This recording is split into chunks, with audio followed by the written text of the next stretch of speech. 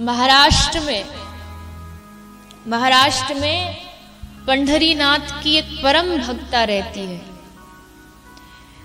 जिसका नाम है, जो भगवान की परम भक्त और विठ्ठल भगवान की, अगर आपने नाम सुना हो, महाराष्ट्र में पंढरपुर एक स्थान है, बहुत सुंदर ठाकुर जी के दर्शन है।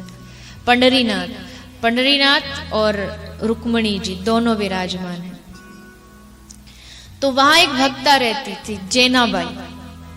भक्तमाल में उनका चरित्र आता है। तो जैनाबाई जो थी वो परम भक्त थी विठ्ठल भगवान की। तो कबीर ने नाम सुना था, तो कबीर ने सोचा चलो दर्शन करके आते जैनाबाई के। आ गए कबीर उसके गांव में। अब जब आप किसी भक्त से, संत से मिलने जाते हो, तो आपके मन में एक पिक्चर होती है कि वो बड़े शांत होंगे, चेहरे पर मुस्कुराहट होगी और भजन कर रहे होंगे, आसपास जो लोग बैठे वो भी कीर्तन कर रहे हो, ऐसी एक वो होता है कि संत ऐसे होते हैं। लेकिन वहां जैसे कबीर घुसे तो गांव में देखा बड़ी जोर से लड़ाई चल रही है। सब स्त्रियां इकट्ठी होके, कुछ महिला लड़ रही हैं, और एक महिला की उसमें सबसे ऊंची आवाज है।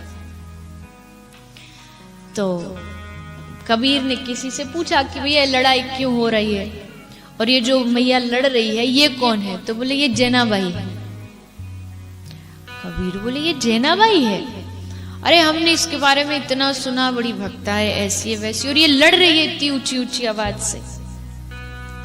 मन में आया शायद गलत जगह आ गया, पर फिर लगा कि नहीं, कई बार संतों के हर काम में कुछ ना कुछ छुपा होता है, तो चलो पूछ लेता हूं। पूछा कि क्यों हो रही लड़ाई?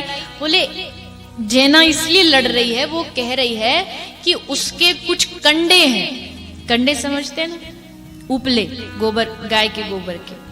तो वो कुछ कंडे उसके कुछ महिलाओं ने ले लिए, अपने कंडों में मिला लिए। तो जैना कह रही है मुझे मेरे कंडे दो। महिला दे भी रही है कि ले लो जितना चाहिए, पर वो कहती है नहीं, मुझे मेरे ही वाले चाहिए, मैं अपने ही वाले लूंगी।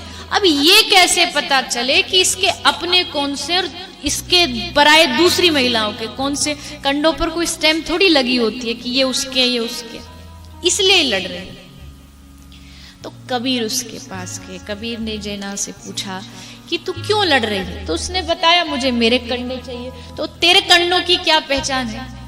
तब जैनाबाई ने कहा कि क्यों नहीं, मेरे कंडों की पहचान।